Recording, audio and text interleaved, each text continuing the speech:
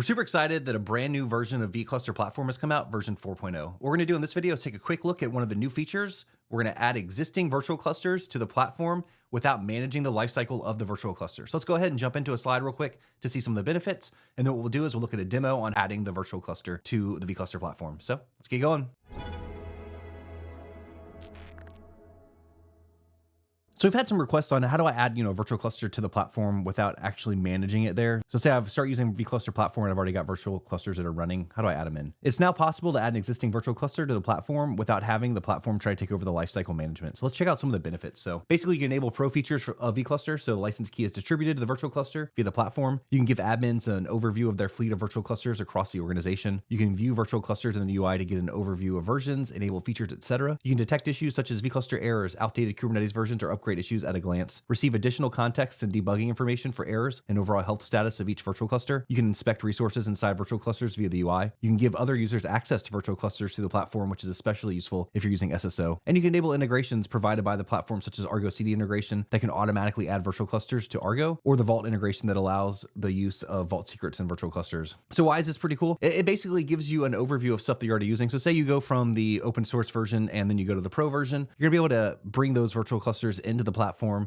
and basically see information about them, like, hey, I need to upgrade this version, which will kind of show some of that stuff in the demo. But let's go ahead and jump into the demo and see how this works. Let's go ahead and check out the demo of adding a virtual cluster that's created outside of the vCluster platform into it. So what we'll do is we will take a look at a vCluster YAML. So we're going to cat vCluster.yaml. And what we can see here is we've got demo.vcluster.local. What we're going to do is we're going to create this using the vCluster create command, and we're going to create it using the vCluster YAML instead of using the platform UI stuff. Now, we're not currently logged into the vCluster platform. What we're going to do is log into the vCluster platform after we create this and list stuff out. We can see that there is a virtual cluster running in the platform, and then we've got one that we just created via the YAML on the command line. So let's go ahead and log in to vCluster platform. What this is going to do is auth us to the default project. That way we can create, manage, do whatever we want with the vClusters that are running there. All right, and then once the UI logs in and loads up, what we can do is we can see that there is currently one virtual cluster running here.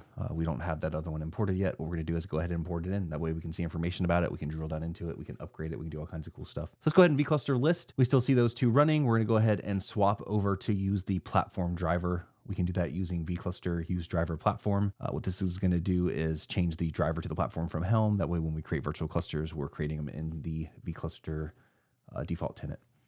All right, and if we do a list with the driver Helm, we can see that both of them are there. Currently, we haven't imported the other one into the platform, so it's not listed there. But what we'll do now is go ahead and vCluster platform add vCluster demo-vCluster. And basically this is just a demo of showing how we can take an already created virtual cluster and import it into the platform.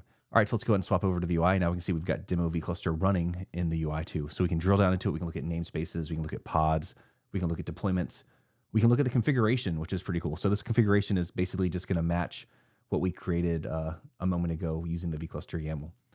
And now if we go back over to virtual clusters, what we can do is we can see information about it. We can go to the upgrade option and we can upgrade it from here, right? So the one that's running from the platform is using version 0.20.1, and we were using version 0.20.0. So we can upgrade that to the latest version of vCluster. Make it super easy. But say you've got like hundreds of these running, you're gonna be able to see like which versions they're on, and you can go ahead and upgrade it here, or recommend to your users to upgrade it if they're using like an older version. We can add it to Argo CD too, so we can basically use all the integrations and cool features of vCluster platform with something that we created previously. Stipulation is that you are using at least the version 0.20.0 of the vCluster, and if you're using an older version, you need to upgrade. Like if you're using version 0.19, you need to upgrade to 20. And what we can do here is take a look at the list again, and then now we see both of these are running with the platform. And that's basically a short demo showing off how you can add a virtual cluster that's already running to the vCluster platform. Thank you for checking out this video. We're going to have more demos on how you can use the vCluster platform, use integrations and all other kinds of cool stuff that's coming up. If you have any questions or need help with anything, join our Slack. Information is in the description below. If you have any comments or you want to see any types of videos that we're not creating for you yet, go ahead and add those into the comments for us. And then like and subscribe too if you want to see more videos like this and learn more about vCluster Dev Pod and many of the other tools that Loft is creating. But thanks again, and see you in the next video.